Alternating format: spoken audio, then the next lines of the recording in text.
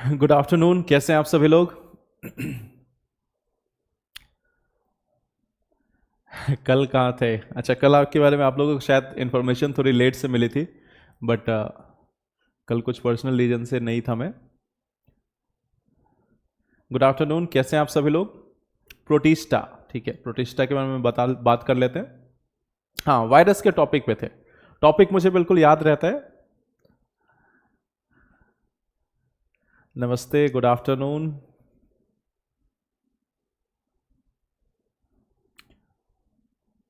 चलिए, तो हम लोग ने पिछले क्लास में डिस्कस करना स्टार्ट किया था जो पशु एवं जो प्राणी जो पौधा एवं प्राणी साम्राज्य है, उसको लेकर हम लोगों ने डिस्कशन किया था।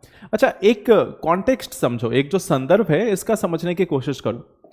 जब हम लोग प्लांट और एनिमल सेल के बारे में पढ़ रहे थे, जब हम पौधों और प्राणी कोशिकाओं के बारे में पढ़ रहे थे, तो हमने एक चीज ध्यान दिया था कि लगभग जितनी भी कोशिकाएं हैं उनको हम लोगों ने सिंपली क्या बोला, या तो ये प्लांट सेल है या एनिमल सेल है, यानी कि या तो ये जो है वो प्राणी कोशिका है या पादप कोशिका है।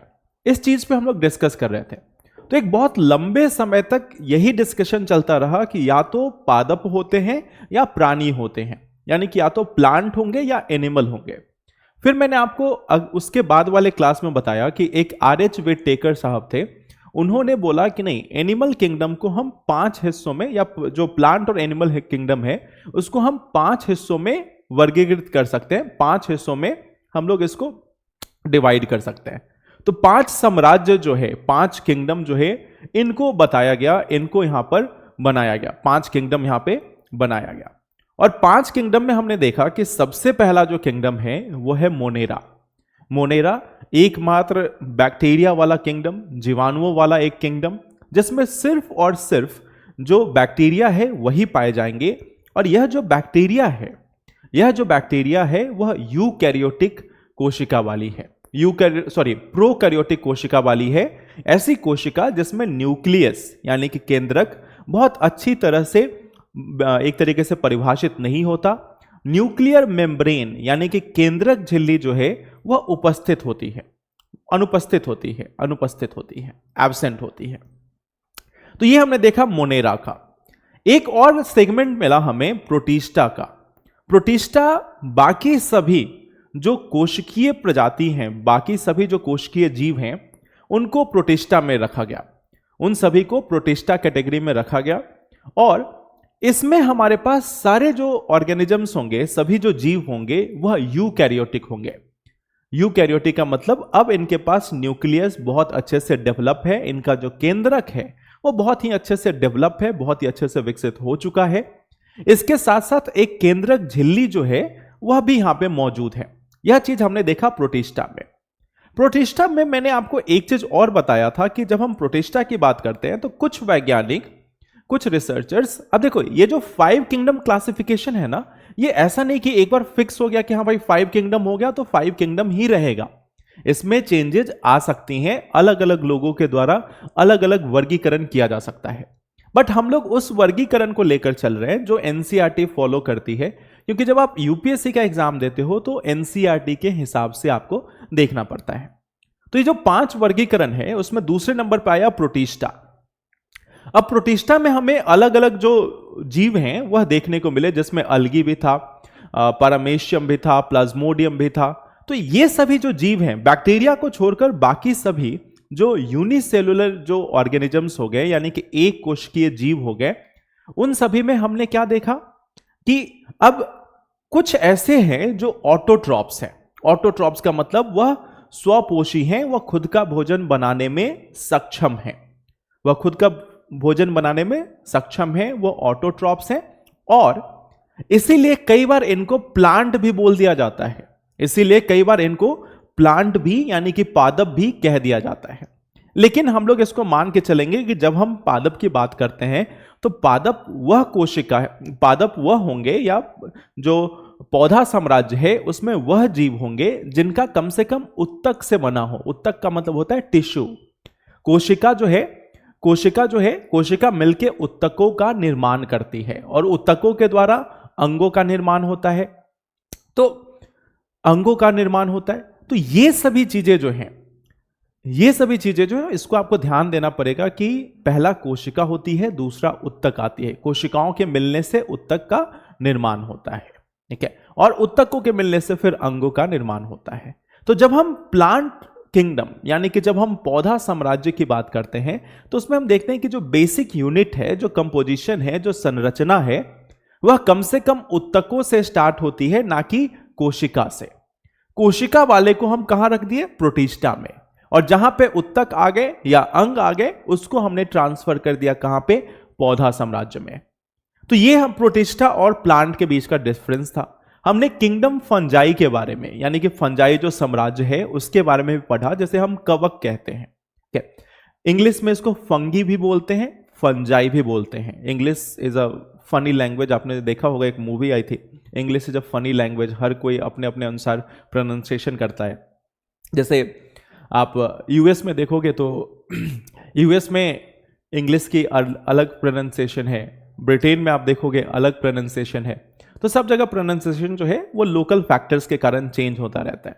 तो कहीं पे इसको किंगडम फंगी लिखते हैं, कहीं पे इसको किंगडम फंजाई भी बोल देते हैं। तो उसके लिए आप परेशान मत होना, दोनों सेम चीज है, कवक ही है।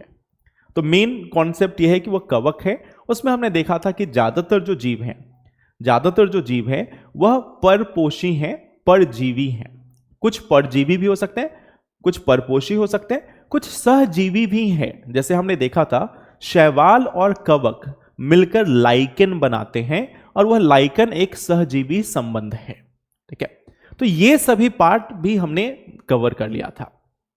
चलिए अब इसके बाद हम लोग इसके आगे आते हैं कि प्लांट एनिमल किंगडम तो हमने देख लिया था।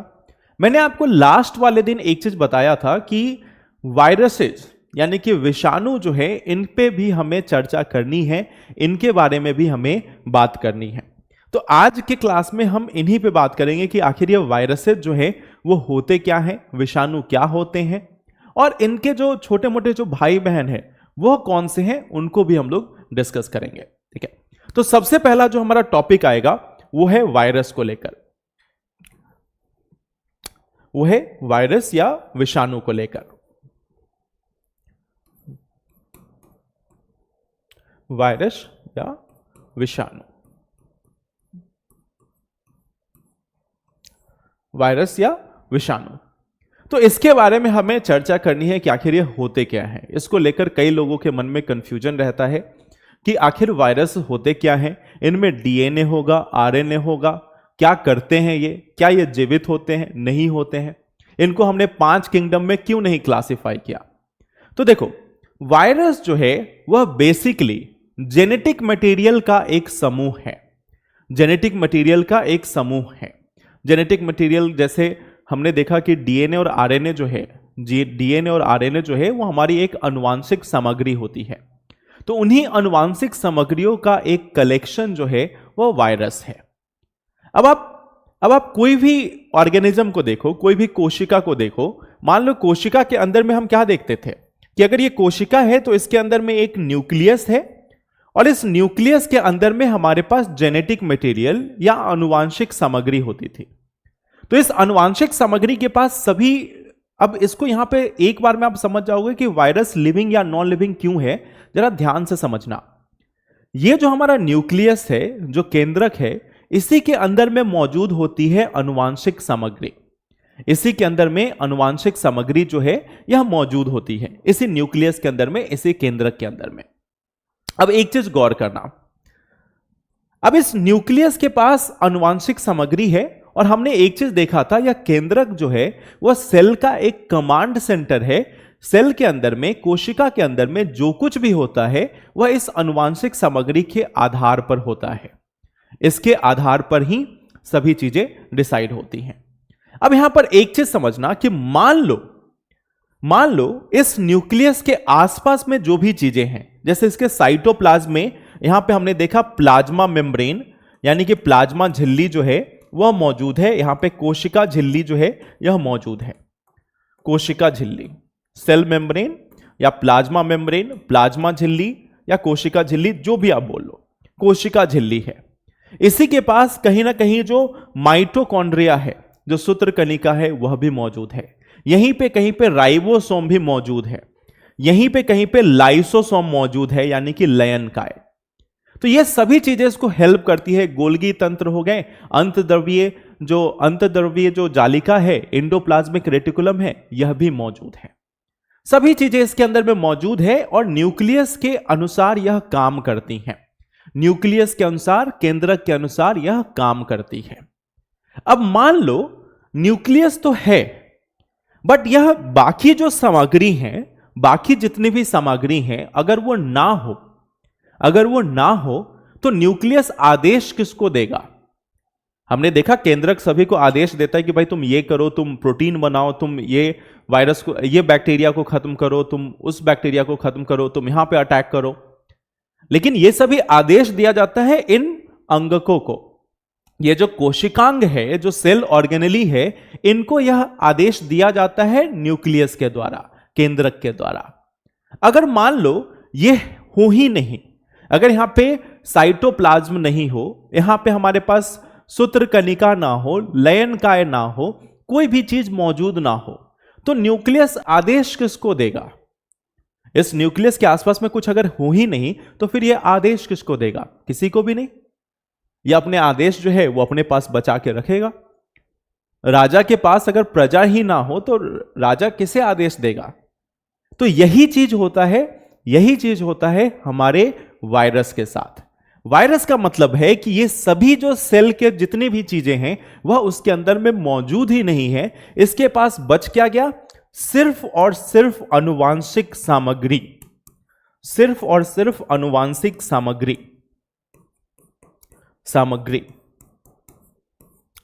यानी कि ये सिर्फ और सिर्फ आनुवांशिक सामग्री का एक गुच्छा है, एक कलेक्शन है। और जब यह सिर्फ गुच्छा यहां पे मौजूद है, इसके आसपास में कोई कोशिकांग है ही नहीं, कोई कोशिकांग अगर है ही नहीं तो यह आदेश किसको देगा? हमने देखा कोई भी कोशिका होती है, कोशिका के अंदर में सभी कोशिकांग मौजूद हैं। अगर कोशिकांग हो ही नहीं तो आदेश किसको देगा? अब सोचो यह सिर्फ एक जेनेटिक मटेरियल है, इसके पास और कोई भी कोशिकांग ही नहीं है, तो यह आदेश किसको देगा? किसी को भी नहीं। अब इसके कारण यह इनएक्टिव होता है, यह निष्क्रिय होता है। जब यह बाहर में होगा, एनवायरमेंट में होगा, हमारे वातावरण में होगा, तो यह निष्क्रिय होगा, क्योंकि इसके पास काम करने के लिए तो ऑर्गन्स ही नहीं है। इसके पास काम करने के लिए जो कोशिकांग होने चाहिए वो है ही नहीं, तो यह किसी को आदेश दे ही नहीं सकता। लेकिन जब यही आनुवांशिक सामग्री कोई एक दूसरे सेल के अंदर में प्रवेश कर गया, अब यह प्रवेश करने के बाद अब यहां पे इस न्यूक्लियस के साथ यह मिलने की चेष्टा करता है, इस न्यूक्लियस के ऊपर अपना कब्जा जमाने की कोशिश करता है।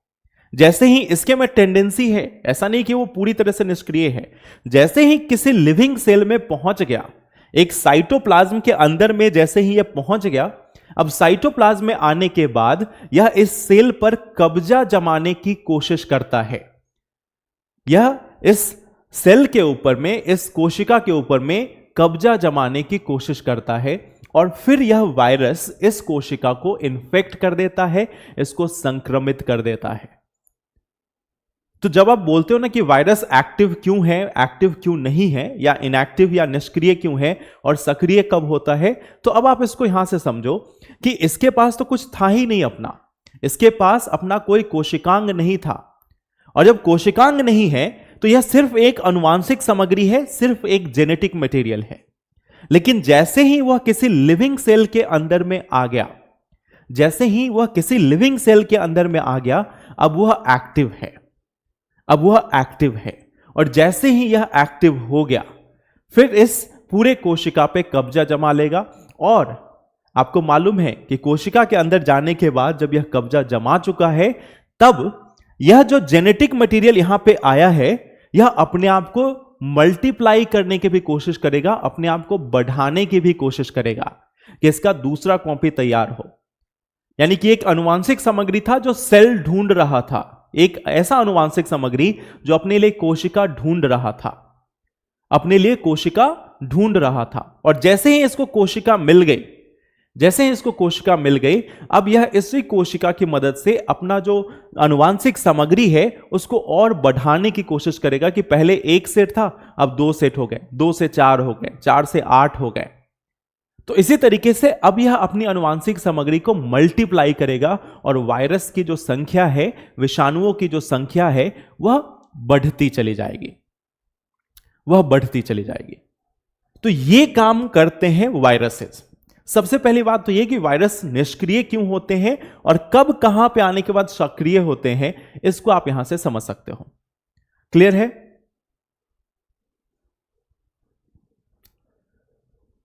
यह क्लियर है कि वायरस काम क्या करता है? सर ने कोरोना के बारे में बता चुके हैं पहले ही, तो हाँ, वो उस दिन क्लास में नहीं होंगे ना जब मैंने बोला कि वायरसेस को बनाया नहीं जा सकता। एक बात बताओ, जिनका क्वेश्चन था कि वायरस को लैब में बनाया गया, आपको क्या लगता है कि यूपीएससी की इतनी बड़ी टीम अगर 2 बार ये क्वेश्चन पूछ चुकी है और उसका आंसर दे चुकी है कि वायरसेस को लैब में नहीं बनाया जा सकता, एनसीईआरटी में जब ये लिखा हुआ है कि वायरसेस को लैब में नहीं बनाया जा सकता, तो आपने किसी एक आर्टिकल में देख लिया कि लिखा हुआ है कि वायरसेस को लैब में बनाया जाता है, तो आप एनसीईआरटी, यूपीएससी सबको साइडलाइन करके उस आर्टिकल पे आप बात कर रहे हो।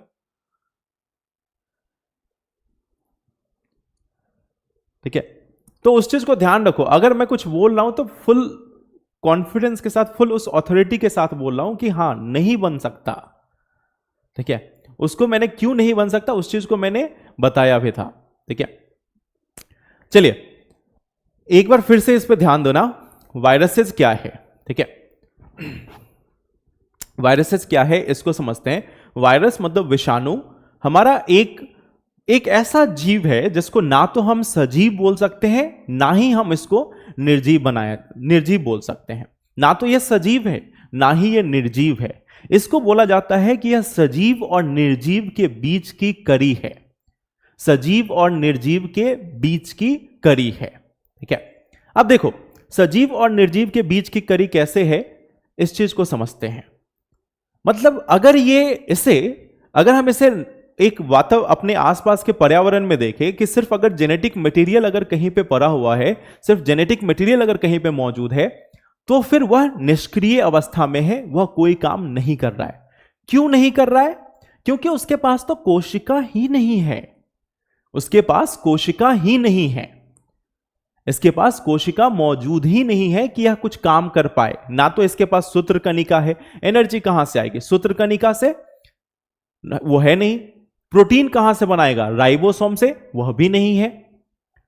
लयनकाय भी नहीं है। अपने आप को बढ़ाने के लिए सेंट्रोसोम चाहिए, तारक केंद्र या तारककाय चाहिए, वह भी मौजूद नहीं है। प्लाज्मा मेम्ब्रेन ही नहीं है, कोशिका जो झिल्ली है वही मौजूद नहीं है। कोशिका झिल्ली नहीं है, कोशिका भित्ति नहीं है, यानी इसके पास और भी कोई ऑर्गेनली जो है, कोई अंग जो है वह मौजूद ही नहीं है। तो यह कोई काम नहीं कर सकता, निष्क्रिय रहता है। लेकिन यही आनुवांशिक सामग्री जब किसी भी माध्यम के द्वारा, जल के द्वारा, हवा के द्वारा, किसी दूसरे जीव के द्वारा, खाने के द्वारा, पानी, किसी भी माध्यम से अगर यह पहुंच जाता है किसी एक जीवित कोशिका में, तो उस जीवित कोशिका में जाने के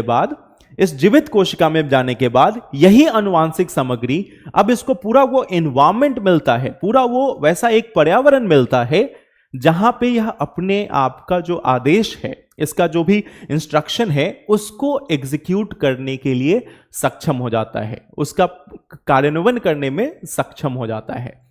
अब वह इस कोशिका पे अपना कब्जा जमाता है और कब्जा जमाने के बाद जैसा चाहे वैसा मॉडिफिकेशन कर सकता है, चेंज कर सकता है। तो इसी से जो कोशिकाएं हैं वह इन्फेक्टेड होती हैं, संक्रमित होती हैं। वायरसेस का ओरिजिन क्या है? देखो, जब लाइफ स्टार्ट हुई तो माना जाता है कि सबसे पहले कुछ जेनेटिक मटेरियल जो है वो वायरसेस के रूप में ही आए। बैक्टीरिया और वायरस को स्टार्टिंग की कड़ी मानी जाती है कि जब लाइफ स्टार्ट हुआ होगा तो सबसे पहले जेनेटिक मटेरियल होंगे और जेनेटिक मटेरियल के बाद बैक्टीरिया वाला जो स्ट्रक्चर है वो आया होगा। तो सबसे पहला जब लाइफ स्टार्ट हुआ, और वो क्यों हुआ उसके पीछे किसी के पास कोई ठोस इसका आंसर नहीं है, कोई ऐसा इसका ठोस आंसर नहीं कि कब, किस दिन स्टार्ट हुआ, कैसे स्टार्ट हुआ, ये आया कैसे लाइफ, इसी चीज को तो सब लोग ढूंढ रहे हैं। तो वो अभी तक क्लियर नहीं है कि हाँ ये स्टार्टिंग पहला दिन कौन सा था, कब हुआ बैक्टीरिया, कैसे आया लाइफ पहली बार, पहले कैसे बना जेनेटिक मटेरियल, इसको लेकर अभी तक कोई क्लैरिटी नहीं है। ठीक है, हाँ जब बन गया बैक्टीरिया और वायरस तो उसके बाद हमें मालूम है कि वायरस सिर्फ एक आनुवांशिक सामग्री है। वहीं पे बैक्टीरिया की बात करते हैं तो बैक्टीरिया का पूरा अपना कोशिका है।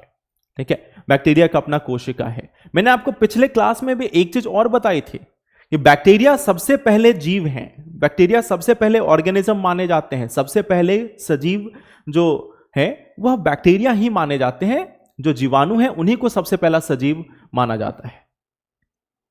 उसके बाद बाकी सभी आए, चाहे जितने भी यूकैरियोट्स हो सभी उसके बाद आए हैं, बाकी पहला स्टार्टिंग बैक्टीरिया का है। ठीक है, तो ये इसके स्टार्टिंग पॉइंट है। इसको मैं लिखवा दूंगा, आप घबराएं मत, मैं लिखवा दूंगा, पहले समझ लेते हैं। ठीक है, इसको मैं अभी लिखवाऊंगा, आप परेशान ना हो। दूसरी चीज, चलिए पहले इसको लिख ही लेते हैं कि आखिर बैक्टीरिया है क्या, वायरस क्या है, इसको लिख सकते हैं। लिखेंगे विषाणुओं को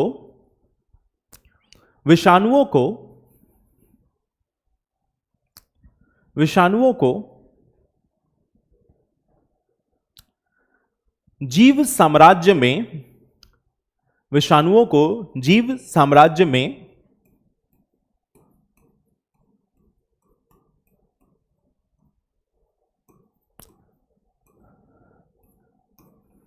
विषाणुओं को जीव साम्राज्य में कोई जगह नहीं प्रदान की गई, कोई जगह नहीं प्रदान की गई,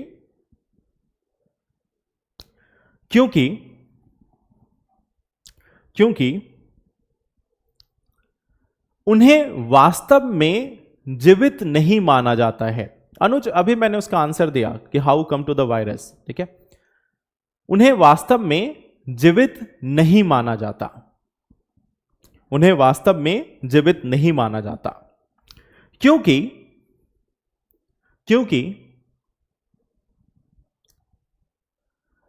विषाणुओं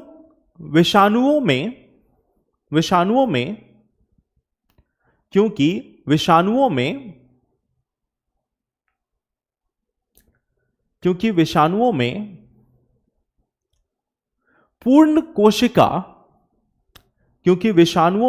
पूर्ण कोशिका मौजूद नहीं होती है, क्योंकि विषाणुओं में पूर्ण कोशिका मौजूद नहीं होती है।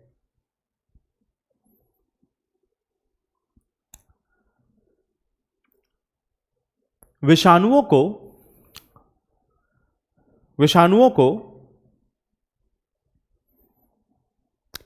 अगर कोई सजीव कोशिका, विषाणुओं को अगर कोई सजीव कोशिका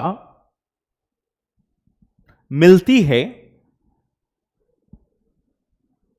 विषाणुओं को अगर कोई सजीव कोशिका मिलती है तब वह सक्रिय होते हैं, तब वह सक्रिय होते हैं, तब वह सक्रिय होते हैं।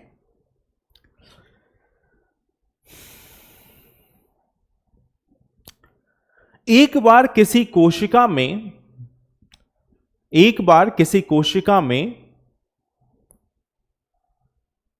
प्रवेश करने के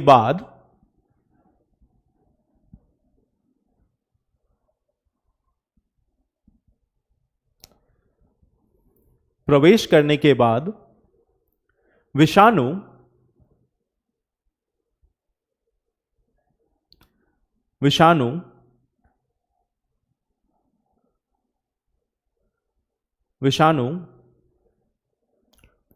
मेजबान कोशिका के माध्यम से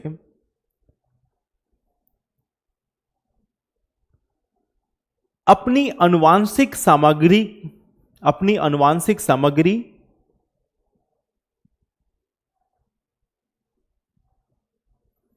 को बढ़ाने का प्रयत्न करते हैं, आनुवांशिक सामग्री को बढ़ाने का या दोहराने का प्रयत्न करते हैं, बढ़ाने का या दोहराने का प्रयत्न करते हैं। शिवकांत, जहां पे टर्म्स हैं मैं दोनों चीजें बताते जा रहा हूं, इंग्लिश और हिंदी मैं दोनों बोल देता हूं, कहीं पे आपको दिक्कत हो तो आप पूछ लेना, ठीक है। ऐसा कब होता है कि सेल में कुछ ना हो? किस कंडीशन के बारे में पूछ रहे हैं, किस कॉन्टेक्स्ट के बारे में आप पूछ रहे हैं?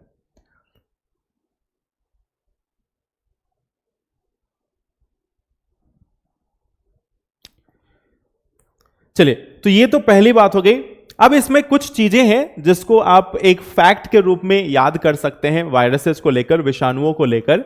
सबसे पहला ये कि जनरली सामान्यतः हमें क्या देखने को मिलता है कि सामान्यतः, इसको लिख लेंगे जल्दी जल्दी हो जाएगा, सामान्यतः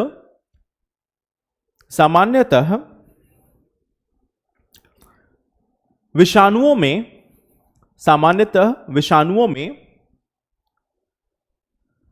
मेजबान का मतलब होता है होस्ट, होस्ट सेल, जिस पे कब्जा किया है उसको होस्ट बोलते हैं, ठीक है। मेजबान आपको नहीं मालूम? हिंदी आप पढ़ते हो, आपको मेजबान नहीं मालूम? क्रिकेट भी देखते हो आप, फिर भी आपको मेजबान नहीं मालूम? होस्ट का मतलब होता है मेजबान, मतलब आप किसी के घर जाते हो ना तो उसको मेजबान कहते हैं। एक होता है मेजबान, दूसरे होते हैं मेहमान। तो जो बाहर से आए हैं वो गेस्ट हैं, उनको मेहमान कहा जाता है, और जो होस्ट कर रहे हैं, जिनके यहां आप गए हैं, उनको मेजबान कहा जाता है। तो मेजबान का मतलब होता है होस्ट, जिनके यहां आप गए हो उनको मेजबान कहा जाता है। तो जिस कोशिका पे कब्जा किया है वायरस ने, वो मेजबान कोशिका होगी, ठीक है।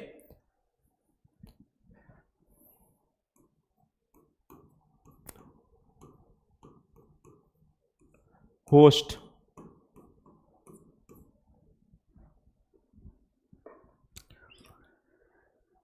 चलिए, तो इसमें आप लिखेंगे सामान्यतः विषाणुओं में आरएनए या डीएनए मौजूद होता है। आरएनए या डीएनए मौजूद होता है, लेकिन दोनों, सामान्यतः विषाणुओं में आरएनए या डीएनए मौजूद होता है, लेकिन दोनों एक साथ मौजूद नहीं होते। सामान्यतः विषाणुओं में आरएनए या डीएनए मौजूद हो सकता है, लेकिन दोनों एक साथ मौजूद नहीं होते।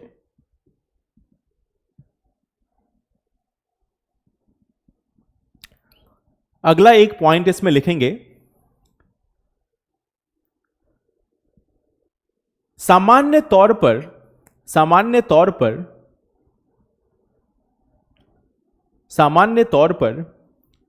जो विषाणु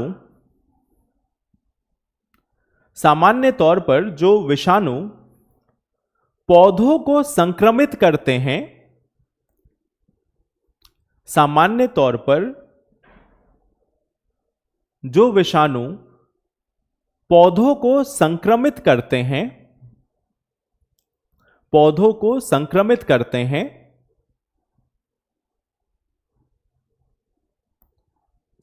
करते हैं,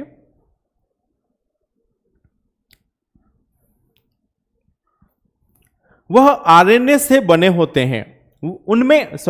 उनमें आरएनए मौजूद होता है, उनमें आरएनए मौजूद होता है। वहीं जो विषाणु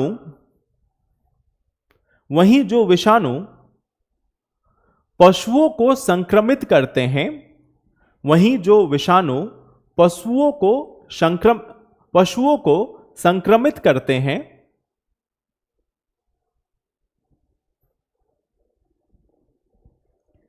उनमें डीएनए मौजूद होता है,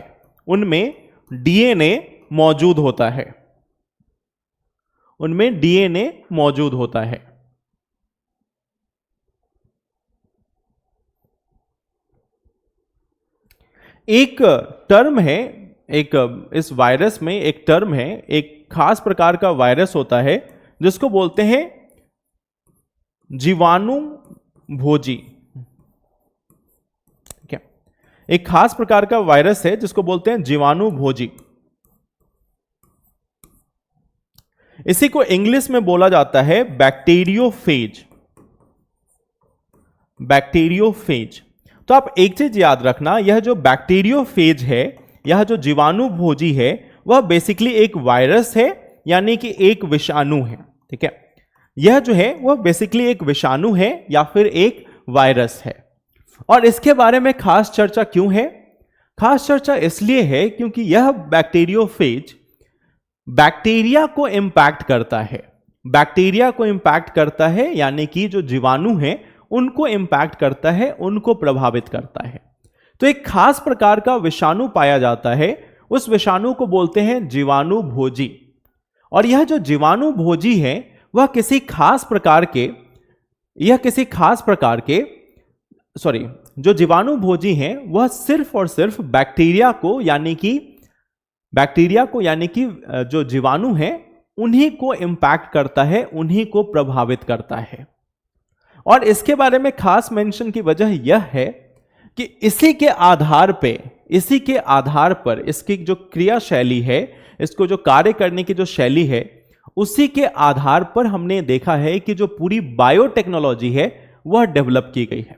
पूरी जो बायोटेक्नोलॉजी है, जो हमारा पूरा जो साइंस चलता है बायोटेक्नोलॉजी का, जिसमें जीन एडिटिंग से लेकर मेडिसिन मेकिंग, ये सारी चीजें इसी के आधार पर स्टार्ट होती है। एक तो बैक्टीरियोफेज कैसे यह काम करता है, दूसरा जो हमें देखने को मिलता है कि इस बैक्टीरियोफेज पे बैक्टीरिया कैसे अपना अधिकार जमाता है, उसमें आपको एक टर्म मिलेगा रेस्ट्रिक्शन एंजाइम। ठीक है, तो आगे आप बायोटेक्नोलॉजी पढ़ोगे तो इसमें आप इसके बारे में बार बार नाम सुनोगे।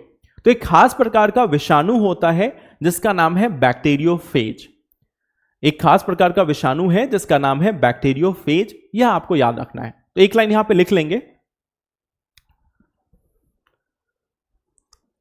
लिख लेंगे, जीवाणु भोजी एक प्रकार का विषाणु है। जीवाणु भोजी एक प्रकार का विषाणु है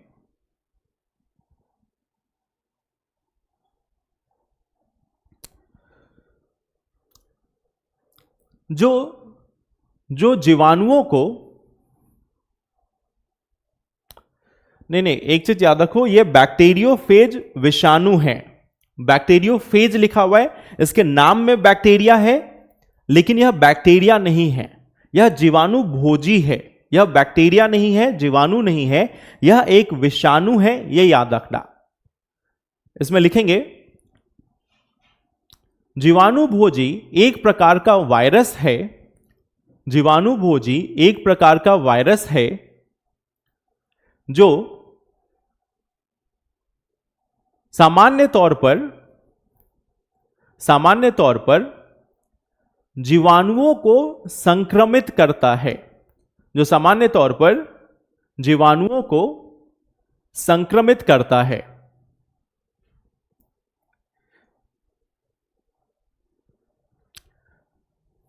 जीवाणुओं को संक्रमित करता है। ठीक है,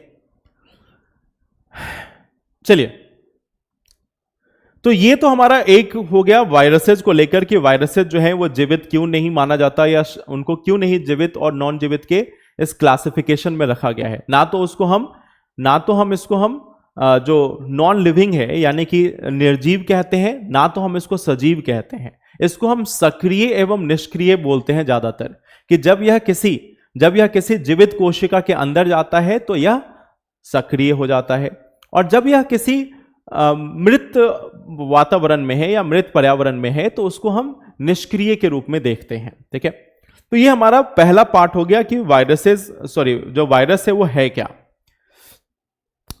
ये जो बैक्टीरियोफेज है ये जनरली डबल स्ट्रैंडेड, इसमें देखा जाता है कि ये डबल स्ट्रैंडेड डीएनए होता है। तो ये जो बैक्टीरियोफेज हमने देखा ना, इसमें डीएनए मौजूद होता है, इसमें आरएनए नहीं डीएनए मौजूद होता है, डबल स्ट्रैंडेड डीएनए। ठीक है, अब आते हैं, एक और टर्म होता है जिसको हम बोलते हैं वायरोइड्स। इसको बोलते हैं वायरोइड्स। ठीक है, वायरोइड्स की अगर हम लोग बात करें, वायरोइड्स, तो आखिर ये होते क्या है, इनको समझने की कोशिश करते हैं। वायरोइड जो है, यह क्या होते हैं? एक वायरोइड होता है, एक होता है प्रियंस। ठीक है, एक होता है वायरोइड और एक दूसरा होता है जिसे हम बोलते हैं प्रियंस। प्रियंस, ठीक है, वायरोइड और प्रियंस। ठीक है, अब देखो, यह हमारे वायरसेस से भी छोटे, वायरसेस से भी छोटे या उससे भी कम साइज के जेनेटिक मटेरियल होते हैं। जेनेटिक मटेरियल मतलब आनुवांशिक सामग्री। ठीक है, तो ये आनुवांशिक सामग्री है, लेकिन यह वायरसेस से भी कम मात्रा में है, इनकी जो मात्रा है वो कम है। ठीक है, तो यहां पे कम मात्रा में मौजूद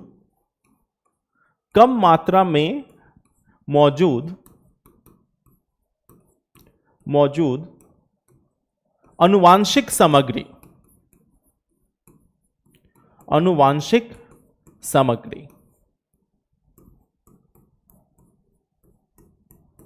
ठीक है, मतलब इनका जो कंप्लीट आरएनए स्ट्रक्चर जो है ना वो भी पूरा कंप्लीट नहीं होता। जैसे हमने देखा वायरसेस में एक हमें कंप्लीट आरएनए का स्ट्रक्चर देखने को मिलता है, बट इसके में क्या देखा जाता है कि वायरोइड्स में हमारे पास एक कंप्लीट स्ट्रक्चर भी नहीं होता। ठीक है, वायरोइड्स को हिंदी में भी वायरोइड्स ही बोलते हैं, वायरोइड्स को हिंदी में भी वायरोइड्स ही बोलते हैं। ठीक है, तो इसका कुछ अलग नहीं है, वायरोइड्स ही बोलते हैं इसको।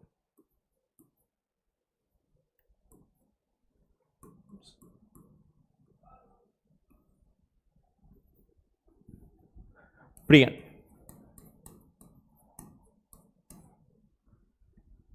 ठीक है, तो वायरोइड्स जो है उसको हिंदी में भी वायरोइड्स ही बोला जाता है और इंग्लिश में प्रियंस ही बोला जाता है। नॉर्मली आपको बहुत कम ही देखा जाता है या बहुत कम चर्चा का विषय होता है, लेकिन कभी अगर यूपीएससी पूछ ले तो उसके लिए है कि वायरोइड्स जो है वह हमें देखने को मिलता है कि इसमें आनुवांशिक सामग्री कम आती है।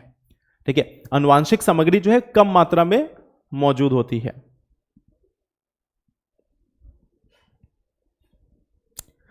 Just 1 second. तो देखो, वायरोइड्स के बारे में यह देखा जाता है कि यह काफी कम मात्रा में इसमें आनुवांशिक सामग्री होती है, काफी कम मात्रा में इसमें आनुवांशिक सामग्री होती है, और यह ज्यादातर पौधों को संक्रमित करते हैं, ज्यादातर यह पौधों को संक्रमित करते हैं। वहीं पे जब हम बात करें प्रियंस की अगर हम लोग बात करते हैं तो प्रियंस में क्या देखा जाता है। हाँ, स्क्रीन गायब हो गया, तब तक आप सुन तो लो पहले। ठीक है, स्क्रीन गायब हो गया, मुझे भी दिख रहा है वो ऑन हो रहा है, बट आप ये देख लो कि वायरोइड्स जो है वो पौधों को संक्रमित करते हैं, तो ये काफी कम मात्रा में आनुवांशिक सामग्री है। वहीं दूसरी तरफ एक होता है प्रियंस। प्रियंस जो है वह पशुओं में पाया जाता है, और पशुओं में भी खासकर कहां पाया जाता है? तंत्रिका प्रणाली में। तंत्रिका प्रणाली का मतलब होता है नर्वस सिस्टम।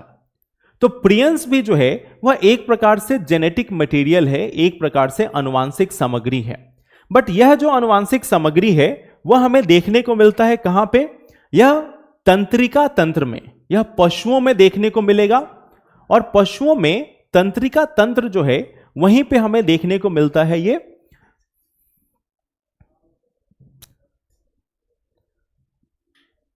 जो हमारा तंत्रिका तंत्र है, जो तंत्रिका तंत्र है उसमें हमें देखने को मिलता है ये प्रियंस। ठीक है, जस्ट 1 सेकेंड, मैं इसको एक बार फिर से लिख देता हूं।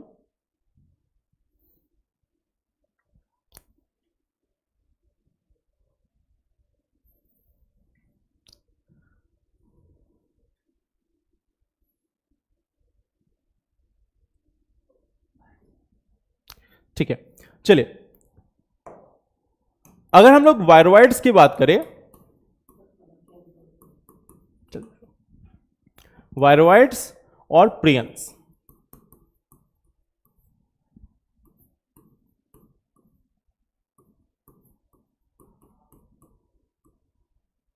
वायरोइड और प्रियंस, तो जब हम इसकी बात करते हैं तो इसमें आनुवांशिक सामग्री होगी कम मात्रा में, आनुवांशिक सामग्री कम मात्रा में, आनुवांशिक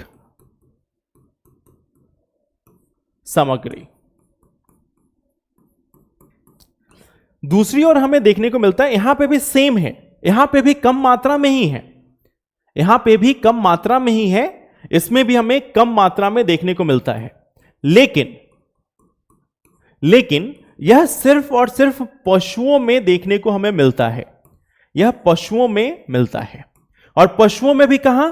तंत्रिका तंत्र में, या तंत्रिका जो प्रणाली है, जो तंत्रिका तंत्र है, जो नर्वस सिस्टम है, यहां पर हमें देखने को मिलता है प्रियंस, नर्वस सिस्टम में। और यह देखने को मिलता है पौधों में, यह जो है वह पौधों में देखने को मिलता है। जो हमारा सेकेंड पार्ट है वह हमें पौधों में देखने को मिलता है। ठीक है, पौधा। तो इन दोनों को एक बार समझना, ठीक है, इन दोनों को एक बार समझना कि जब हम वायरोइड्स की बात करते हैं तो वायरोइड्स और प्रियंस यह दोनों जेनेटिक मटेरियल है तो ये वायरस के ही भाई या वायरस जैसे ही, बट वायरस से कम मात्रा में इनमें आनुवांशिक सामग्री होती है। वायरसेस में क्या है, हमें देखने को मिलता है कि इनके पास कंप्लीट आरएनए और डीएनए बना हुआ है। लेकिन वायरोइड्स और प्रियंस यह दो प्रकार के आनुवांशिक सामग्री है जो कंप्लीट नहीं होते। कई बार हो सकता है कि इनके आरएनए में कुछ मॉलिक्यूल्स जो है वो कम हो जाए, यानी कंप्लीट जेनेटिक मटेरियल फॉर्म नहीं हुआ है। तो जैसे हमने देखा ना कि पहला स्टेज आया कि वायरसेज है, जेनेटिक मटेरियल है।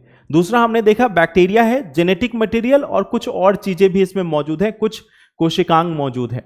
तो वायरसेज से भी पहले अगर आप देखोगे तो वायरोइड्स और प्रियंस हैं।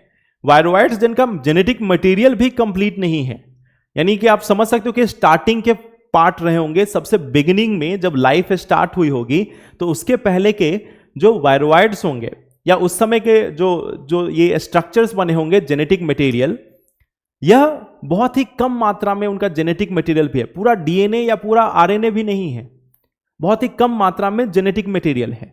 और यह काम क्या करते हैं?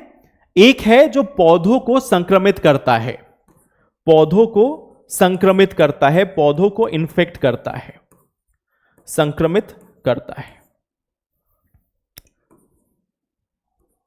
पौधों को संक्रमित करता है, पौधों को संक्रमित करता है। और इधर देखने को मिलता है कि तंत्रिका तंत्र को संक्रमित करता है, संक्रमित करता है।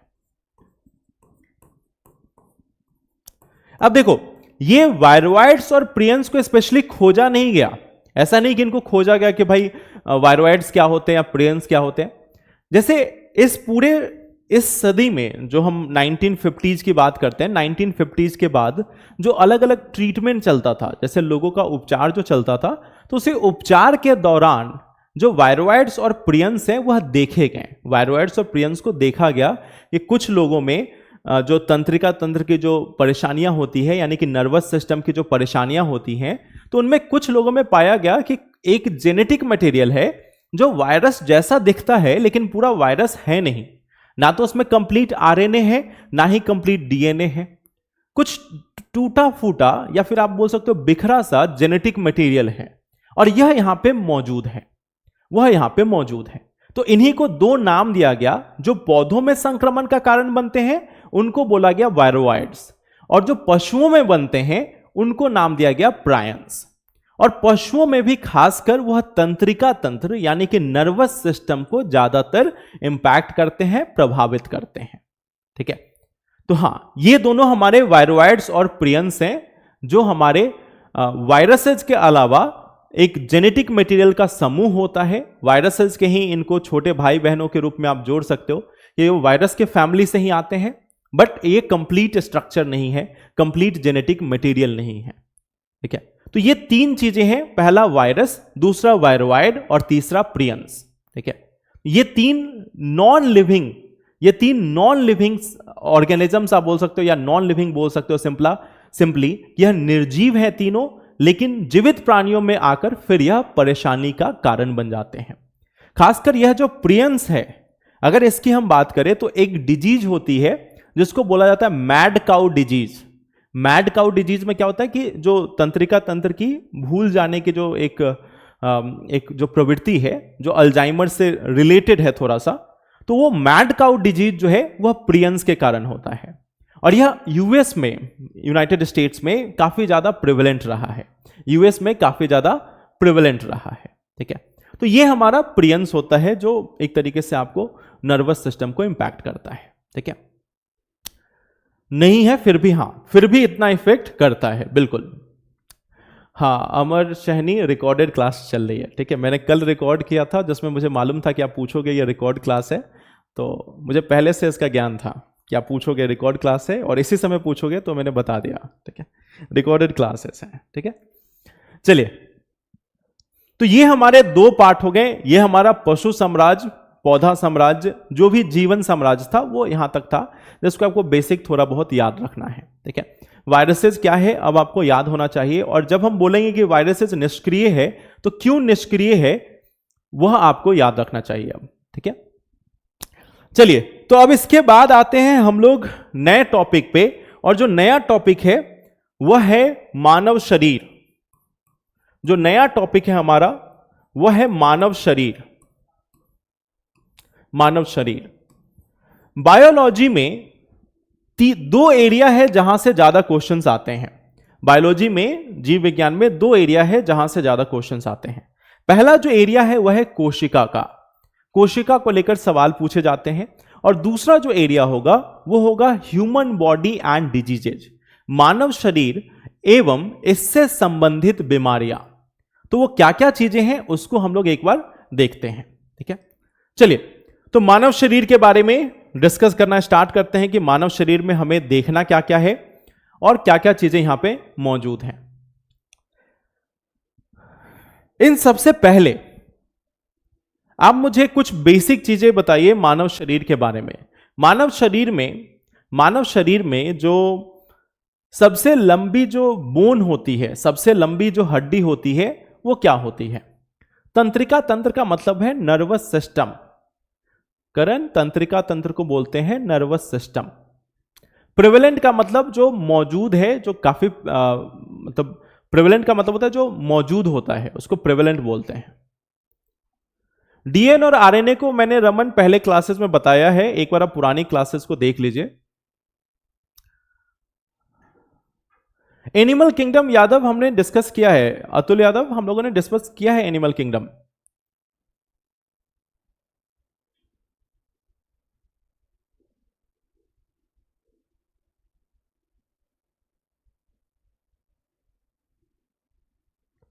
हाँ, फीमर टिश्यू एक आ रहा है आंसर कि फीमर जो है, फीमर जो टिश्यू है, जो फीमर टिश्यू, फीमर जो बोन है वह सबसे, बिल्कुल, फीमर जो बोन है वो सबसे बड़ी बोन होती है। थाइस की जो बोन होती है वह सबसे बड़ी होती है। अब मुझे एक चीज और बताओ कि मानव शरीर में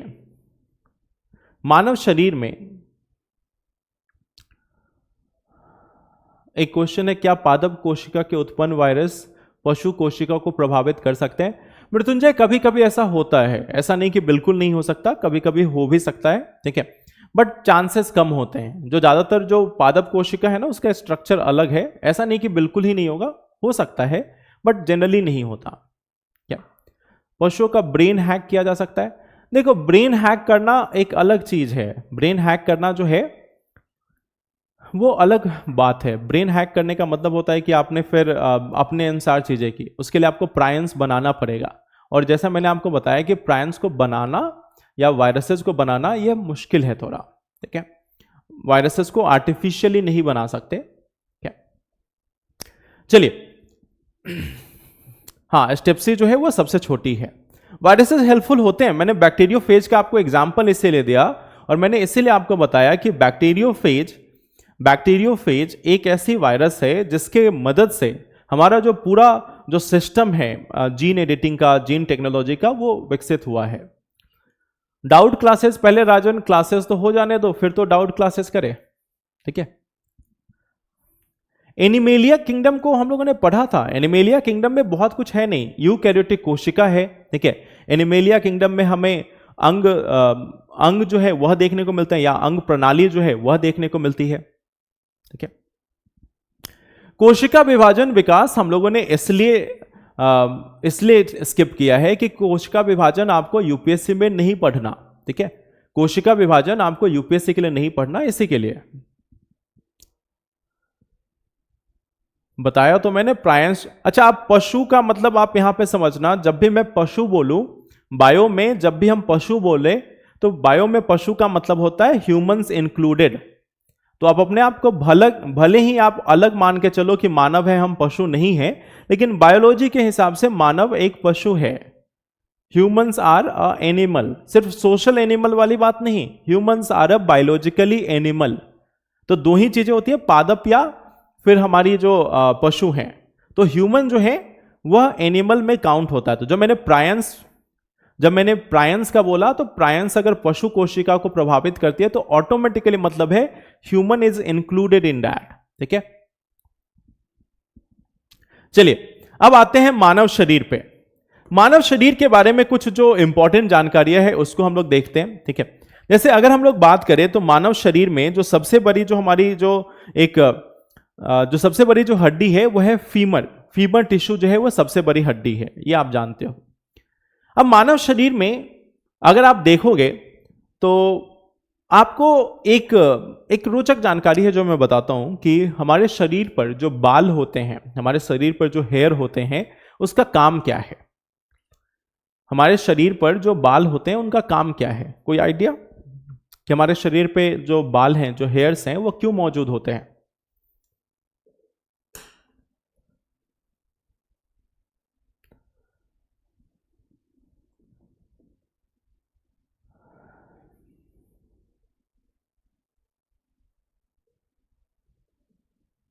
हमारे शरीर पर जो बाल मौजूद होते हैं वो क्यों होते हैं, कोई काम नहीं होता, ठंड से बचाते हैं।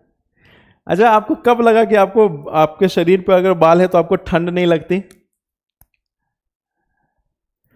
और मिला डीएनए और आरएनए के डिफरेंस के लिए आप पुराने जो क्लासेस हैं उनको देखिए, बॉडी टेम्परेचर मेंटेन करने के लिए, ठीक है। और कुछ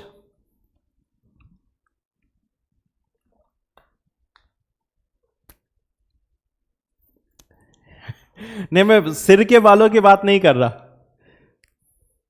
जो हमारी त्वचा पे, जो स्किन पे बाहरी वायरस से बचाते हैं, ठीक है। तो देखो, एक काम जो है हमारे इस शरीर पे जो मौजूद जो बाल होते हैं उसका एक काम है कि हमें बाहर के जो वायरसेज हैं या बाहर की जो धूल बाकी सभी चीजें आती हैं उससे बचाता है, उससे स्किन को बचाता है। लेकिन स्टार्टिंग में जब यह हमारे शरीर के ऊपर जो यह बाल देखने को मिलता था, उसका एक प्रमुख कारण था दूसरे जानवरों को डराना। और इसके लिए जैसे आप देखते होंगे कि अब जब आप रोमांचित होते हैं किसी चीज को लेकर, मान लो कुछ बहुत ही अच्छा आपने देख लिया या कुछ बहुत ही अच्छा आपने सोचा भी, तो आपके रोंगटे खड़े हो जाते हैं, आपके जो बाल हैं वो टाइट हो जाते हैं, इरेक्ट हो जाते हैं, ठीक है। तो यह जो रोंगटे खड़े हो जाना है वह क्यों होता था?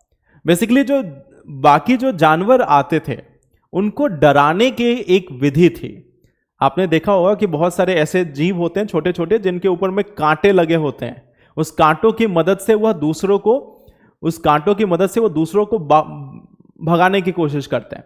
तो ठीक वैसे ही मानव शरीर के ऊपर में यह जो बाल है वह एक तरीके से उनको डराने की एक कोशिश होती थी कि भाई देखो, इसके ऊपर, शरीर के ऊपर में इस तरह से कांटे जो हैं वह मौजूद हैं। तो जब रोंगटे खड़े होते थे तो दूसरे जो जीव देखेंगे बोलेंगे कुछ भयानक सा जीव है, और उस भयानक से जीव को लेकर वो फिर दूर भागेंगे, नजदीक नहीं आएंगे। तो उससे बचने के लिए उनके शरीर के ऊपर में यह जो बाल हैं वह मौजूद होते थे, और रोंगटे जो खड़े होते थे वह उन्हीं को एक्सपेल करते थे, उन्हीं को दूर भगाते थे कि भाई आप जंगल में आप सो रहे हो और जंगल में आपके आसपास में कुछ दूसरा जानवर आ जाए, शेर, बाघ या बाकी कुछ आ जाए, लोमड़ी आ जाए, तो उसको डराने के लिए क्या टेक्निक होगी? उस समय तो आपके पास मिसाइल्स और गन्स और बाकी चीजें नहीं थी, तो या तो आपके पास डंडा है और फिर उसके बाद आपके शरीर के ऊपर जो मौजूद जो रोंगटे हैं उनको देखकर वह जानवर डरा करते थे। तो ये एक एडाप्टेशन था, एक ऐसा एक आप बोल सकते हो कि एक मानव शरीर के अंदर में एक मौजूद ऐसी एक विशेषता थी जिससे हम अपने आप को, एक अनुकूलन था जिसके माध्यम से हम अपने आप को जंगल में बचाकर रखते थे। तो ये एक पार्ट हो गया। मानव शरीर में आपको एक और दिलचस्प चीज दिखेगी, एक और दिलचस्प चीज दिखेगी कि पूरे मानव शरीर में खरबों की संख्या में कोशिकाएं हैं, खरबों की संख्या में कोशिकाएं हैं। और इन खरबों की संख्या में कोशिकाओं में हमें यह देखने को मिलता है कि इन सभी को इंडिविजुअली, इन खरबों कोशिकाओं को ऑक्सीजन की सप्लाई होती है, ऑक्सीजन की आपूर्ति की जाती है। और वह आपूर्ति की जाती है हमारे रक्त के माध्यम से, हमारे रक्त के माध्यम से। ठीक है, अब देखो, यह रक्त के माध्यम से हमारे शरीर के अंदर में ऑक्सीजन की सप्लाई होती है हर एक कोशिका के पास, हर एक कोशिका के पास। लेकिन हमारे शरीर का एक पार्ट ऐसा है, हमारे शरीर का एक अंग ऐसा है जहां मौजूद कोशिकाओं को ब्लड के माध्यम से, रक्त के माध्यम से ऑक्सीजन नहीं मिलता, ऑक्सीजन नहीं मिलता। हमारे शरीर में जो खरबों कोशिकाएं हैं, स्किन सेल हो, लेग में मौजूद हो, पैरों में जो मौजूद हो, चमड़ी में जो हो, या हमारे मस्तिष्क में हो, हर एक कोशिका के पास पहुंचता है ऑक्सीजन, और उस ऑक्सीजन को पहुंचाने का काम करता है ब्लड, यानी कि रक्त। लेकिन हमारे शरीर का एक भाग ऐसा है, हमारे शरीर का एक भाग ऐसा है जहां पे इस रक्त की आपूर्ति नहीं है, और जहां पे इस ऑक्सीजन को रक्त के माध्यम से नहीं पहुंचाया जाता। तो फिर वह पार्ट कौन सा है? वह पार्ट है हमारी आंखों में मौजूद जो कॉर्निया है, जो सफेद पोर्शन जो आपको दिखता है, वहां पे ऑक्सीजन की सप्लाई नहीं होती, वहां पे ऑक्सीजन की सप्लाई नहीं होती। फिर वहां पे हमें क्या देखने को मिलता है कि आंखों की जो एक आप बोल सकते हो कि आंखों की जो आपकी जो पलकें हैं, उन पलकों के खुलने के माध्यम से, या उन पलकों में आप देखोगे कि आंखों की जो पलक होती है उसमें थोड़ा थोड़ा गैप होता है, और उस गैप के माध्यम से, उस गैप के माध्यम से फिर ऑक्सीजन इस कॉर्निया तक पहुंचता है। तो हमारे शरीर का एक हिस्सा ऐसा भी है जहां पे ऑक्सीजन की डायरेक्ट सप्लाई होती है एटमॉस्फेयर से। बाकी सभी जगह जो ऑक्सीजन जाता है, वो ऑक्सीजन जाता है हमारे शरीर में मौजूद रक्त के माध्यम से। ठीक है, तो ये कुछ पार्ट है।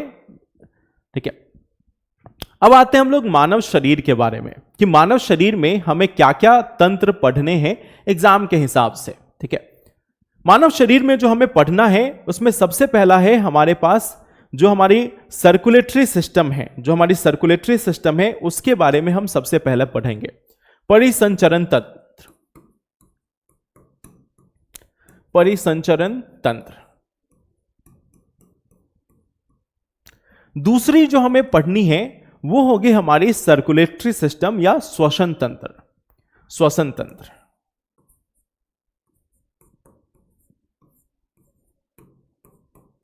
श्वसन तंत्र।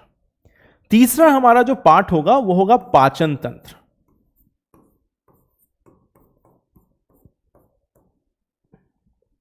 और चौथा पार्ट होगा वो होगा तंत्रिका तंत्र।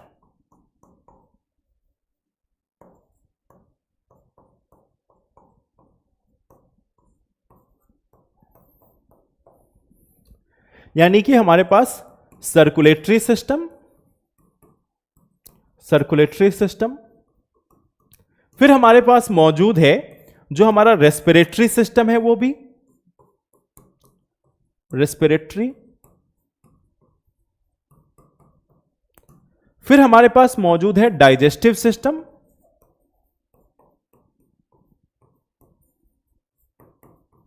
और इसके बाद हमारे पास मौजूद है नर्वस सिस्टम। ठीक है, नर्वस सिस्टम। तो ये हमारी मेन सिस्टम है। इसके अलावा मसल सिस्टम और बाकी जो सिस्टम्स है उसको हमें एग्जाम के हिसाब से उतना इरेलेवेंट नहीं है, तो वो उनके लिए हमारे पास 12th और नीट वाला फेज तो आपका खत्म हो चुका है, तो ये हम यूपीएससी के हिसाब से देखेंगे जो इंपॉर्टेंट है। परिसंचरण तंत्र, पाचन तंत्र, श्वसन तंत्र और इसके साथ साथ तंत्रिका तंत्र। तो ये वो पार्ट है जो हमें ह्यूमन बॉडी में देखना है, जिनका रोल होता है, इसके बारे में हम लोग डिस्कस करेंगे। सबसे पहला और जो सबसे इंपॉर्टेंट है, जो सबसे पहला और जो सबसे इंपॉर्टेंट है वो है परिसंचरण तंत्र। इसको लेकर अलग अलग ढंग से यूपीएससी क्वेश्चन पूछती है। ठीक है, क्या ऐसा हो सकता है कि रोंगटे खड़े होने से जानवर डर जाएंगे? करिश्मा, मैं कब की बात कर रहा हूं? आप ये समझो कि ये बात उस समय की हो रही है जब आपके पास इन सभी से रिलेटेड, टेक्नोलॉजी से रिलेटेड कोई भी एस्पेक्ट नहीं होता था। ये तब की बात है जब मानव सभ्यता जो है वो स्टार्ट हुई थी, जिसकी हिस्ट्री भी आपको नहीं मालूम, तब की है। और जब मैं ये बोल रहा हूं कि अनुकूलन है, तो मैं ये तब बोल रहा हूं जब कहीं ना कहीं साइंटिफिक तौर पे इसको बोला गया है कि यह अनुकूलन मौजूद थी। यह जो अनुकूलन है वो मानवों के अंदर में मौजूद थी। समय के अनुसार इसके जो रेलेवेंस है, इसकी जो प्रासंगिकता है, वह खत्म होती चली गई। तो अब ना मानव में जो मौजूद जो रोंगटे हैं वो उस प्रकार से नहीं होते जैसा पहले हुआ करता था। तो आप इसका कॉन्टेक्स्ट समझो कि यह कब की बात है। ठीक है, ऐसा नहीं कि मैंने आपको कहानी के तौर पे बताया कि कहानी के तौर पे इसका कोई इस्तेमाल है, ऐसी कोई बात नहीं। यह अनुकूलन है जो साइंटिफिकली कहा जाता है कि साइंटिफिकली, वैज्ञानिक तौर पर मनुष्यों के द्वारा एक इस अनुकूलन का उपयोग किया जाता था, जहां पे रोंगटे खत्म होने के बाद, रोंगटे खड़े होने से जो आसपास में जो पशु पक्षी हैं वह डर जाते थे मानवों से। तो ये ऐसा नहीं कि 10 साल पहले की बात है या 1000 साल पहले की बात है या 10,000 साल पहले की बात है। ये लाखों साल पहले की बात है, जिस समय मानव सभ्यता विकसित हो रही थी तब की बात है। ठीक है, तो इस चीज को आप समझना। चलिए अब आते हैं परिसंचरण तंत्र में। परिसंचरण तंत्र जो है वह हमारे बॉडी का सबसे इंपॉर्टेंट तंत्र है। एग्जाम के हिसाब से सबसे इंपॉर्टेंट तंत्र जो है वह है परिसंचरण तंत्र। क्या? Circulatory system. इसमें काफी चीजें जो है वह एग्जाम में पूछी जाती है, इसी पे हम लोग ज्यादा फोकस करेंगे। परिसंचरण तंत्र में है क्या क्या चीजें, इसको हम लोग देखने की कोशिश करते हैं। ठीक है, अब देखो परिसंचरण तंत्र यानी कि जो सर्कुलेटरी सिस्टम है, इसमें हमें अलग अलग अंग देखने को मिलेंगे, कुछ टिश्यूज देखने को मिलेंगे, कुछ उत्तक देखने को मिलेंगे, और उनका क्या रोल होता है, उनकी क्या भूमिका होती है, इस पे हम लोग चर्चा करेंगे। ठीक है, सबसे पहले अगर हम इसके अंगों की बात करें या इसमें मौजूद जो अलग अलग जो टिश्यूज हैं उनकी बात करें, तो पहला जो होगा वो होगा रक्त यानी कि ब्लड। जो हमारा सबसे पहला पार्ट होगा वो होगा ब्लड। क्या? सबसे पहला रक्त। दूसरा जो हमारा पार्ट होगा वह होगा रक्त वाहिकाएं यानी कि जो हमारी ब्लड ट्यूब्स होती हैं, यानी कि जो ब्लड को लेकर आने वाली या लेकर जाने वाली जो भी हमारे ट्यूब्स बने हुए हैं शरीर के अंदर में, जो वाहिकाएं बनी हुई हैं वो होंगी। ठीक है, तो दूसरा पार्ट होगा रक्त वाहिकाएं।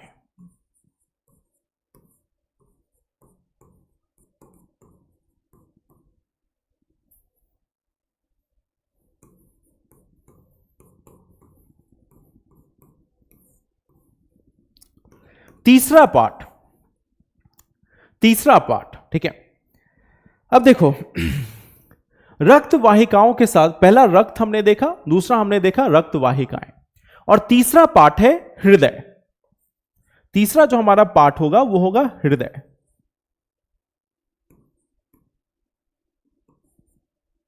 ठीक है, तीसरा जो हमारा पार्ट होगा वो होगा हृदय। अब यह तीनों का क्या रोल है, धमनियों पे हम लगाते हैं। एक एक करके आप चलोगे ना, बीच में आप क्यों उसमें दूसरे टॉपिक पे जंप कर रहे हो, एक एक करके आते हैं। ठीक है, रक्त वाहिकाएं और फिर हमारे पास मौजूद है हृदय। क्या?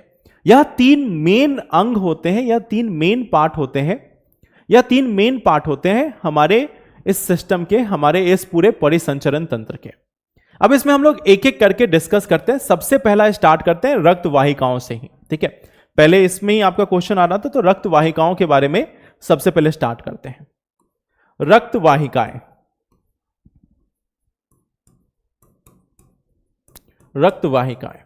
ठीक है,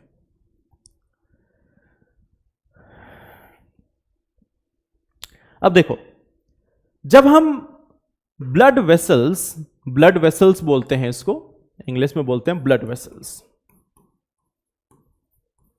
ब्लड वेसल्स, जब हम इसको देखते हैं कि ब्लड वेसल्स आखिर होती क्या है, तो यह एक ट्यूब की तरह की संरचना है, यह एक पाइप की तरह की संरचना है, जिसका काम होता है हमारे शरीर में रक्त के प्रवाह का एक जो माध्यम है वह बनना। इसी के माध्यम से रक्त जो है वह पूरे शरीर में प्रवाहित होती है। इनका काम होता है रक्त को एक हिस्से से दूसरे हिस्से तक लेकर जाना।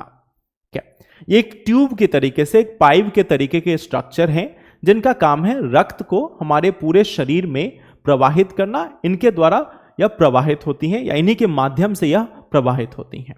ठीक है, चलिए, तो सबसे पहला इस रक्त वाहिकाओं को अगर हम देखें तो इसके 3 अलग अलग हिस्से होते हैं। एक हिस्सा होता है जिसको हम बोलते हैं धमनी या धमनियां। धमनियों को इंग्लिश में बोला जाता है आर्टरीज। आर्टरीज, ठीक है। दूसरा जो पार्ट है उसे बोलते हैं शिरा। शिरा, या फिर जिसको हम बोलते हैं वेन्स। वेन्स। तो हमारे पास पहला पार्ट है जिसको हम आर्टरी यानी कि धमनियां बोलते हैं, दूसरा पार्ट जिसको हम वेन्स बोलते हैं यानी कि शिरा। तीसरा हिस्सा है जिसे हम बोलते हैं रक्त कोशिका, रक्त कोशिकाएं या ब्लड कैपिलरीज।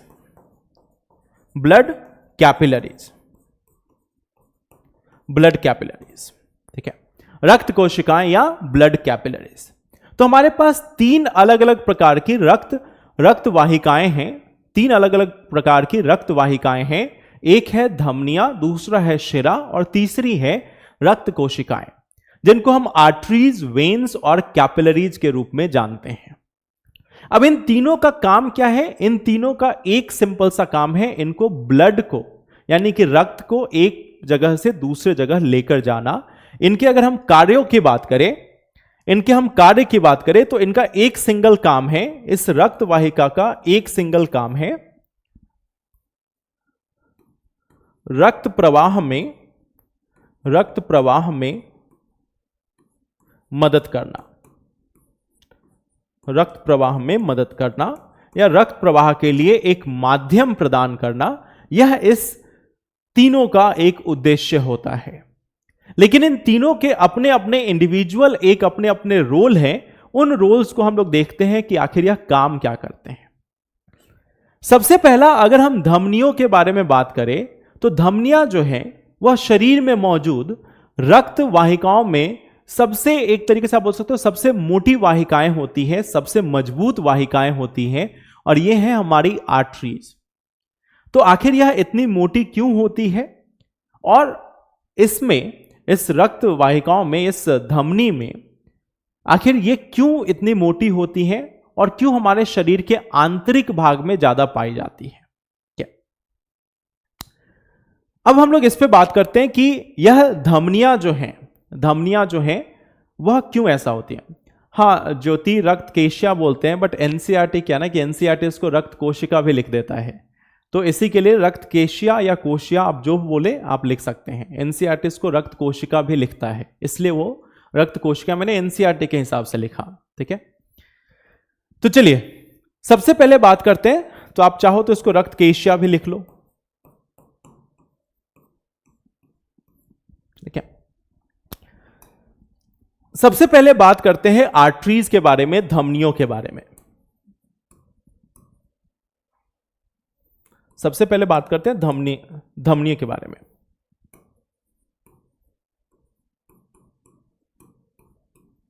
यानी कि आर्टरीज।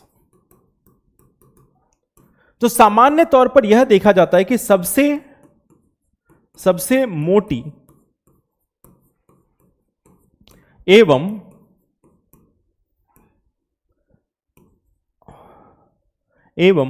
मजबूत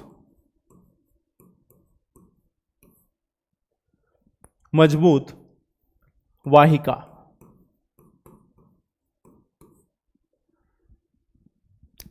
सबसे मजबूत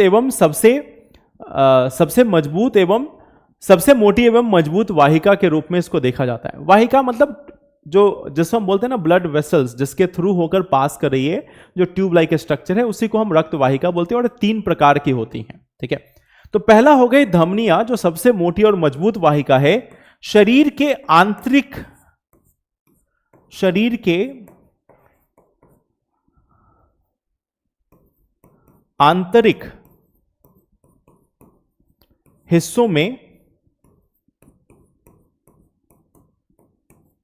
हिस्से में पाई जाती है। तो इसको आप चाहो तो साथ में नोट करते चलो, शरीर के आंतरिक हिस्से में पाई जाती है। यह जो हमारी धमनियां हैं सबसे मोटी एवं सबसे मजबूत वाहिका मानी जाती है। ठीक है, सबसे मोटी एवं सबसे मजबूत वाहिका और साथ में शरीर के आंतरिक हिस्से में पाई जाती हैं। अब आखिर इस धमनियों का काम क्या है? और यह क्यों होती है मजबूत? क्योंकि यह शरीर के हृदय से, जो हमारा जो हार्ट है, जो हृदय है, वहां से जब ब्लड को पंप किया जाता है, जब ब्लड को हमारे शरीर के अनेक हिस्सों में हार्ट के माध्यम से पंप करके बाहर की ओर धकेला जाता है, तो इसमें बहुत ज्यादा फोर्स होता है, बहुत ज्यादा बल होता है। और इस बल के कारण यह जो हमारी जो धमनी है, अगर वह मोटी और मजबूत ना हो तो फिर यह फट सकती है और फिर यहां पर परेशानी हो सकती है। तो धमनियां जो है वह सबसे मोटी और मजबूत क्यों होती है, इस चीज को यहां पर एक बार ध्यान से फिर से सुन लेना कि हमारा जो हृदय है एक पंप के तरीके से काम करता है, जो ब्लड को पंप करता है, रक्त को पंप करता है, रक्त को बाहर की ओर निकालता है। ठीक है, अब रक्त को जब यह बाहर की ओर निकालता है, तो बहुत ही ज्यादा फोर्स से इसको पंप किया जाता है, बाहर की ओर धकेला जाता है। और इस समय में अगर धमनियां मजबूत ना हो, मोटी ना हो, तो उस ब्लड के प्रेशर के कारण, उस ब्लड के यानी कि रक्त के दबाव के कारण यह फट सकती है और फिर शरीर को हानि पहुंच सकती है, या शरीर में रक्त का प्रवाह ही मुश्किल हो जाएगा। ठीक है, तो ये इसलिए होती है कि हृदय से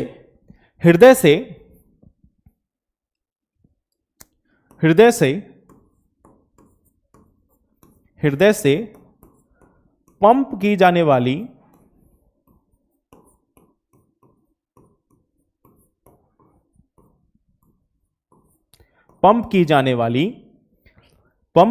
वाली रक्त इससे होकर प्रवाहित होती है। इससे होकर प्रवाहित होती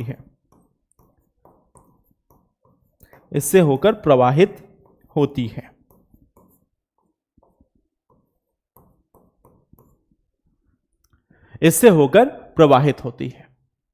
ठीक है, तो देखो सबसे पहली बात यह है कि इससे हृदय से जो ब्लड निकलता है, हृदय से जो रक्त बाहर की ओर निकलता है, वह इससे होकर प्रवाहित होती है। इसी के लिए इसका मजबूत होना जरूरी है। ठीक है, अब आपने शायद क्लास 9th 10th में एक चीज पढ़ा होगा, जब 9th 10th में थे तब आपने एक चीज पढ़ा होगा कि इसमें ऑक्सीजनेटेड ब्लड, यानी कि ऑक्सीजन युक्त जो ब्लड है वह ज्यादातर जाता है।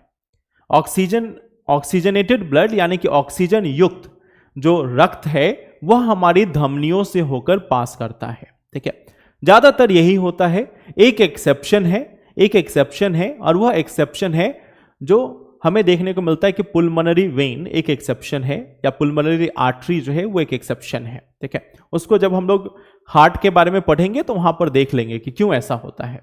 बट ज्यादातर हम देखेंगे कि सामान्यतः मैक्सिमम केसेस में जो ऑक्सीजन युक्त रक्त धमनियों से होकर पास करता है या धमनियों से होकर प्रवाहित होता है। तो यहां पर एक और लाइन हम लिख लेंगे। एक्सेप्शन के बारे में हम लोग तब देखेंगे जब हम लोग हार्ट के बारे में चर्चा कर रहे हैं। तो ऑक्सीजन युक्त रक्त धमनियों से प्रवाहित होता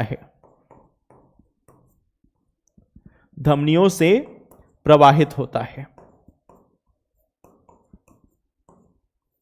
प्रवाहित होता है। तो जनरली सामान्यतः ऑक्सीजन युक्त जो रक्त है वह धमनियों से होकर प्रवाहित होता है, आर्टरी से होकर प्रवाहित होता है। तो इस चीज को आप याद रखना, ठीक है। तो ये तो हमारी सबसे पहली पार्ट हो गई धमनियों को लेकर। दूसरा जो पार्ट है वो है शिरा। शिरा, तो आखिर यह शिरा क्या होता है? इस शिरा को हम बोलते हैं वेन्स, इसको हम बोलते हैं वेन्स, ठीक है।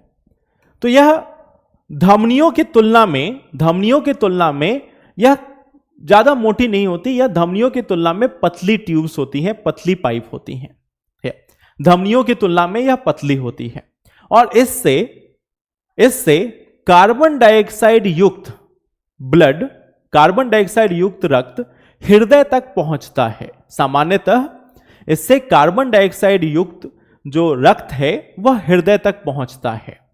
तो इसका काम क्या है? इसका काम है शरीर के अनेकों हिस्सों से, शरीर के सभी अनेकों हिस्सों से ब्लड को यानी कि रक्त को संग्रहित करके हृदय तक पहुंचाना, और फिर हृदय से वह जाएगी कहां पे?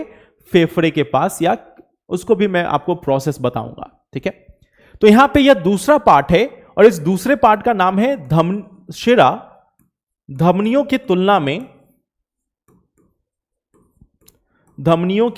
में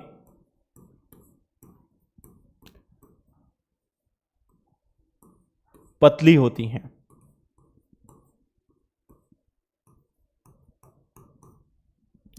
दूसरा इसका मेन काम क्या है? कार्बन डाइऑक्साइड युक्त रक्त को शरीर के अंगों से संग्रहित करके, शरीर के अंगों से संग्रहित करके हृदय तक पहुंचाती है।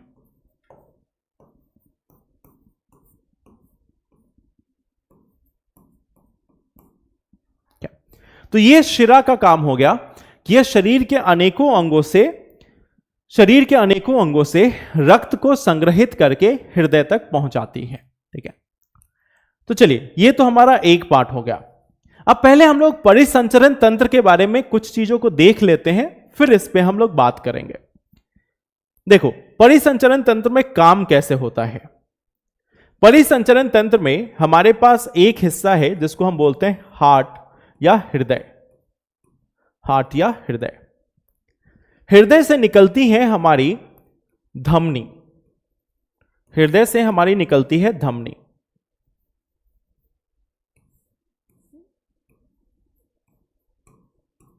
धमनी या धमनियां जो है, आर्टरी जो यहां से निकलती हैं। यह आर्टरी जो है वह आगे जाकर रक्त केशियों में या रक्त कोशिकाओं में विभाजित हो जाती हैं, ठीक है। यहां से रक्त कोशिकाएं, यहां से अलग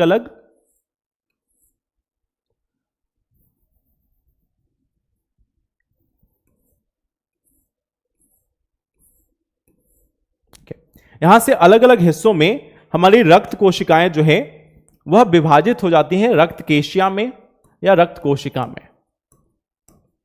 केशिया, कोशिका, जो भी आप बोलो। इसके बाद यह हमारे अलग अलग कोशिकाओं के पास जाएगी, हमारे अलग अलग जो बॉडी की जो कोशिकाएं हैं उन तक जाती है, वहां पे इनको ब्लड की सप्लाई करती है। यहां पे ऑक्सीजन इसमें मौजूद होता है, ऑक्सीजन इनकी तरफ जा रहा होता है, ठीक है। तो हमारे शरीर के अनेकों कोशिकाओं तक यह जो धमनी है, धमनी पहले टूट जाएगी रक्त केशियाओं में, और रक्त केशियाओं के माध्यम से इन सभी कोशिकाओं को ऑक्सीजन की सप्लाई होगी, और फिर उसके बाद यहां से यही जो कोशिकाएं हैं वो यही जो केशियाएं हैं वो आपस में मिलेंगी, और यहां पे निर्माण होगा एक और हमारी रक्त वाहिका का, और इस रक्त वाहिका का नाम होगा शिरा। इसका नाम होगा शिरा, ठीक है। तो पहले हमने देखा कि यहां पे हमारे पास धमनी है, धमनी टूट गई किनमें? रक्त केशिकाओं में या ब्लड कैपिलरीज में। ब्लड कैपिलरीज हमारे अनेकों जो कोशिकाएं हैं उन कोशिकाओं से जुड़ी होती हैं। ये जो छोटे छोटे पार्ट हैं ये हमारी कोशिका हैं, ये जो है हमारी सेल्स हैं, ये हमारी कोशिका है, इनसे यह जुड़ी हुई हैं। इनको ऑक्सीजन की सप्लाई करेंगी और यहीं से उठाएंगी कार्बन डाइऑक्साइड, यहीं से उठाएंगी कार्बन डाइऑक्साइड, और इस कार्बन डाइऑक्साइड को लेते हुए यह शिरा का निर्माण करती हैं। तो आप यहां पर एक चीज याद रखना, यहां पर एक चीज याद रखना, रक्त धमनियां विखंडित होकर या रक्त धमनियों में से हमें रक्त केशिकाओं का निर्माण दिखता है, रक्त केशिकाओं का निर्माण दिखता है, और यही रक्त केशिकाएं आपस में मिलकर शिरा का निर्माण करती हैं। यही कोशिकाएं आपस में मिलकर शिरा का निर्माण करती हैं और कार्बन डाइऑक्साइड से युक्त रक्त को वापस से हृदय तक पहुंचाने का काम करती है। वापस से इनको कहां लेके गई? हृदय तक।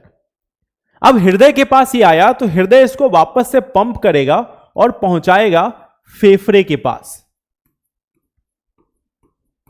जो फेफड़ा है इसके पास पहुंचेगा कार्बन डाइऑक्साइड वाला ब्लड, इसको हार्ट ने बाहर की ओर पंप किया है। और यहां से हमें फिर क्या दिखेगा कि ऑक्सीजन वाला यहां पे आया, यहां पे कार्बन डाइऑक्साइड आया, कार्बन डाइऑक्साइड बाहर निकल गया और जो ऑक्सीजन है वह अंदर आ गया फेफड़ा में। जब हम श्वास लेते हैं तो क्या होता है? ऑक्सीजन अंदर आता है और कार्बन डाइऑक्साइड बाहर जाता है। तो हार्ट से जो कलेक्टेड जो कार्बन डाइऑक्साइड है इन शिरा के माध्यम से वो पहुंचा हार्ट तक। यहां पे एक काम आता है पुल्मोनरी आर्टरी का, पुल्मोनरी जो धमनी है उसका काम आता है और यह लेकर जाता है फेफड़े के पास। फेफड़े से कार्बन डाइऑक्साइड बाहर की ओर निकल जाता है और ऑक्सीजन अंदर एंटर करता है। ऑक्सीजन एंटर करेगा, ऑक्सीजन वापस से इसके पास आएगा हार्ट के पास और हार्ट से फिर हमारे पूरे बॉडी में जाएगा। तो जब भी आप श्वास ले रहे होते हो, जब भी आप सांस लेते हो, आप 1 मिनट में 60, 62, 70 बार जो सांस लेते हो तो उसमें यह लगातार प्रोसेस चलता रहता है। यह हमारे शरीर के अनेकों हिस्सों से कार्बन डाइऑक्साइड शिरा के माध्यम से पहुंचता है हृदय तक। हमारे शरीर के अनेकों हिस्सों से शिरा के माध्यम से कार्बन डाइऑक्साइड पहुंचता है हृदय तक। हृदय इसको पंप करके पहुंचाता है फेफड़े के पास। फेफड़ा का काम क्या है? कार्बन डाइऑक्साइड और ऑक्सीजन का आदान प्रदान। तो यहां पे ऑक्सीजन का आदान प्रदान होगा, कार्बन डाइऑक्साइड बाहर निकल जाएगा, ऑक्सीजन अंदर आएगा। यही ऑक्सीजन वापस से हमारे इन्हीं कोशिकाओं के माध्यम से, ब्लड के माध्यम से, रक्त के माध्यम से पहुंचेगा हृदय तक। और हृदय तक पहुंचने के बाद या फिर इन्हीं धमनियों से होता हुआ शरीर के अनेक कोशिकाओं के पास पहुंचेगा और कोशिकाओं को ऑक्सीजन की सप्लाई मिलेगी। क्या यह पूरी प्रक्रिया लगातार निरंतर जारी रहती है? जैसे कि मान लो आप एक ऑक्सीजन लेते हो, जैसे एक बार आपने श्वास ली और श्वास छोड़ी, तो इस सभी प्रक्रिया में यही काम हो रहा है। लगातार आपके फेफड़े के अंदर में कार्बन डाइऑक्साइड जमा होता जाता है हमारे शरीर के द्वारा, और जो ऑक्सीजन है वह लगातार हमारे रक्त के माध्यम से जाता रहता है बाहर। तो एक कंटिन्यूअस प्रोसेस है, लगातार साइकिल चलती रहती है। तो आपको जब लगता है कि हम सिर्फ श्वास ही तो ले रहे हैं, तो आप सिर्फ श्वास नहीं ले रहे होते, बल्कि हमारे शरीर के हर एक कोशिका, और हमारे शरीर में कितनी कोशिका हैं? खरबों की संख्या में कोशिकाएं हैं। उन खरबों की संख्या में कोशिकाओं के पास आपके श्वास लेने के कारण ऑक्सीजन पहुंचता है और वहां से कार्बन डाइऑक्साइड कलेक्ट होकर फेफड़े के पास आता है और बाहर निकलता है। तो जो हमारा मानव शरीर है, अगर आप मानव शरीर को आप देखोगे तो आप सोचो कि कितने त्वरित ढंग से, कितने फास्ट ढंग से ये सभी काम लगातार हो रही है आपके शरीर के अंदर में। लगातार ये काम चलता जा रहा है, ठीक है। तो ये पार्ट जो है ये हमारे सबसे इंपॉर्टेंट पार्ट है। यहां पे जो रोल आता है वो रक्त केशिका का आता है। ब्लड कैपिलरी क्या करता है? ब्लड कैपिलरी का काम है, रक्त केशिका का काम है, यह रक्त और कोशिका के बीच में आदान प्रदान का एक माध्यम प्रदान करता है, यह एक माध्यम प्रदान करता है, ठीक है। अच्छा एक बात बताओ, ऑक्सीजन फेफड़ों के द्वारा लेने का मतलब क्या हुआ कि हम जब नाक से जब हम ऑक्सीजन लेते हैं तो कहां जाएगा? फेफड़े में नहीं जाएगा तो कहां जाएगा? ऑक्सीजन फेफड़े में ही जाता है, नाक तो एक माध्यम है। ठीक है,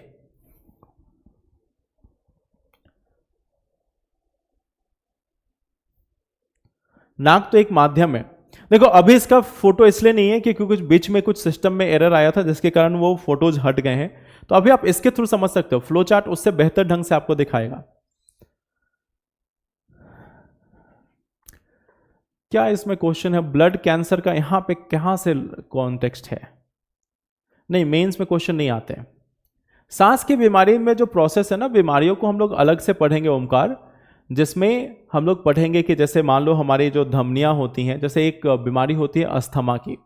तो अस्थमा में क्या होता है कि ये जो रक्त धमनियां हैं या फिर जो हमारे पास जो भी रक्त वाहिकाएं हैं, वो रक्त वाहिकाएं और साथ में हमारा जो ये जो फेफड़ा है, फेफड़े में मौजूद जो एल्वियोलर्स होते हैं, उनमें एक मसल्स जो हैं उसके काफ़ी ज़्यादा कॉन्ट्रैक्ट नहीं, स्वेल कर जाते हैं, फूल जाते हैं, जिसके कारण सांस लेने में प्रॉब्लम होती है। तो उसको हम लोग बाद में देखेंगे, जब डिजीजेस पढ़ेंगे ना तब देखेंगे। ठीक है,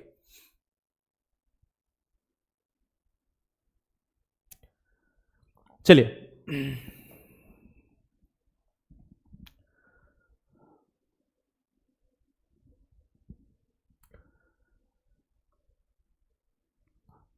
शुद्ध रुधिर कुछ नहीं होता और अशुद्ध कुछ नहीं होता। शुद्ध रुधिर होने का मतलब यह होता है कि उसमें ऑक्सीजन युक्त है।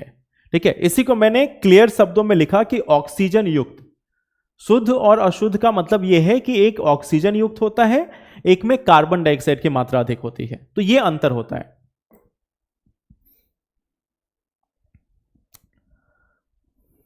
अगर आप मुंह से भी श्वास लोगे तो भी वहीं जाएगा। जो नाक और मुंह है ना वो आपस में जुड़े हुए हैं, तो आप मुंह से सांस लो, नाक से श्वास लो, कैसे भी श्वास लो, वो जाएगा वहीं पे, फेफड़े में ही जाएगा। हाँ, इसको नोट कर लीजिए। हाँ, फुफ्फुस धमनी और फुफ्फुस सिरा जो है उसी को, ये जो हो गई ना वो आपकी हो गई फुफ्फुस धमनी, इसको बोलते हैं फुफ्फुस धमनी।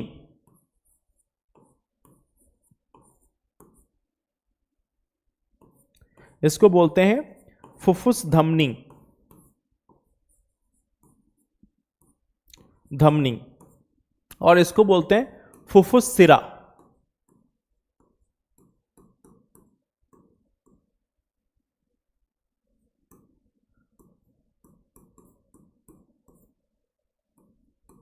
ठीक है, जिसको हम इंग्लिश में बोलते हैं पुल्मोनरी वेन, पुल्मोनरी वेन, और इसको बोलते हैं पुल्मोनरी आर्टरी,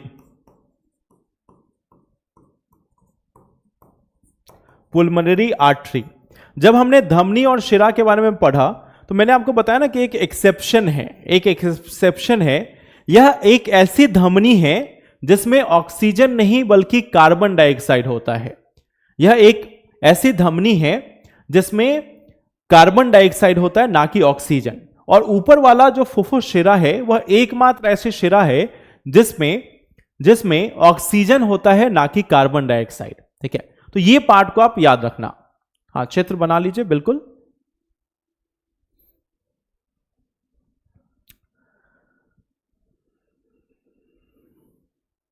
जब ऑक्सीजन हार्ट के पास जाता है तो शिरा के पास O2 कहां से आता है?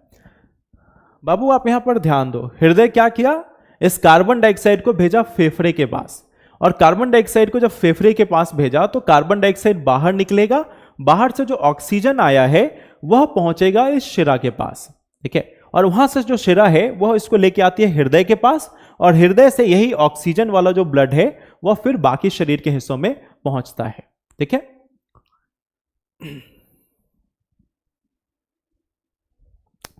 चलिए, ये तो पार्ट हो गई कि धमनी क्या होता है, शिरा क्या होता है, और केशिया के बारे में आप एक बार लिख लेना। यहां पे एक बार आप एक चीज यहां पे लिख सकते हो,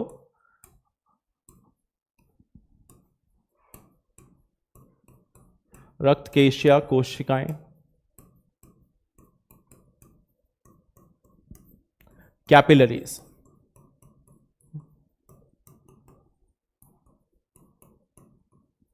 ब्लड कैपिलरीज। ठीक है, इनका काम क्या होता है?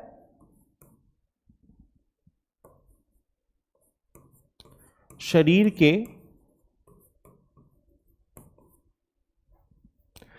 के कोशिकाओं से, शरीर के कोशिकाओं से जुड़ी होती हैं।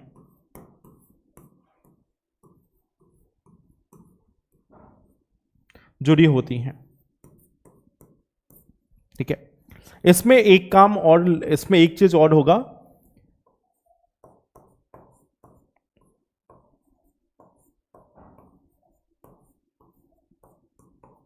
शरीर की कोशिकाओं एवं रक्त के बीच आदान प्रदान का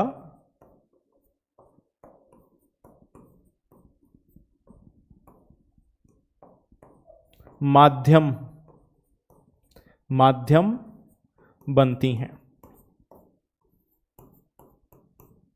ठीक है, तो यही से ऑक्सीजन, कार्बन डाइऑक्साइड, बाकी सभी चीजें जो हैं उनका एक्सचेंज होता है, उनका आदान प्रदान होता है। ठीक है, तो यह है रक्त केशिका या रक्त कोशिकाओं का काम। ठीक है,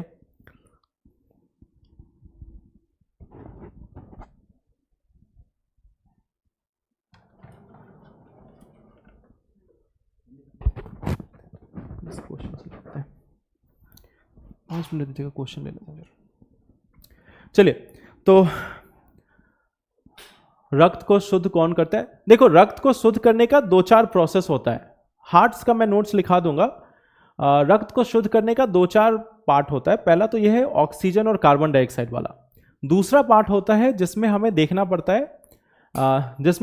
पड़ता है कि जो किडनी है उसका एक अलग काम है रक्त को शुद्ध करने का। तो वो दोनों अलग अलग पार्ट हैं, जैसे यूरिया, सॉल्ट, ये सब को हटाने का पार्ट जो है वो किडनी के द्वारा होगा।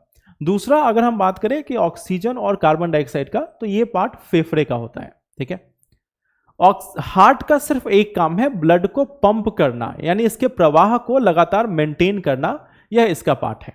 ठीक है, चलिए, तो आज के लिए इतना ही रखेंगे। अगले सेशन में फिर हम लोग इसके आगे चर्चा करेंगे। अगले सेशन में इससे आगे चर्चा करेंगे और बाकी चीजों को देखेंगे। ठीक है, यूपीएससी कैसे क्वेश्चंस पूछता है, ये तो स्टार्टिंग का पॉइंट है। पहले आपसे क्वेश्चन पूछ सकता है ब्लड कैपिलरीज के ऊपर में, बट उसमें कम क्वेश्चंस आएंगे। दूसरा जो क्वेश्चंस आपसे पूछा जा सकता है ना, वो पूछा जा सकता है जो अब हम लोग रक्त के बारे में पढ़ेंगे, रक्त की अनेकों जो कोशिकाएं होती हैं उनके बारे में जो पढ़ेंगे, वहां से क्वेश्चंस बहुत सारे आए हैं, तो उनको हम लोग डिस्कस करेंगे। ठीक है, रक्त कोशिका में CO2 युक्त ब्लड कहां से आता है? शरीर के अनेकों कोशिकाओं से आता है। ठीक है, चलिए, बिल्कुल ओमकार, उस पर लगी हुई है टीम, आपको इसके बारे में जल्दी बताया जाएगा। ठीक है, हाँ, ब्लड को प्यूरिफाई करती हैं, बिल्कुल। चलिए, थैंक यू, एंड फिर मिलते हैं, बाकी चीजों को डिस्कस करते हैं।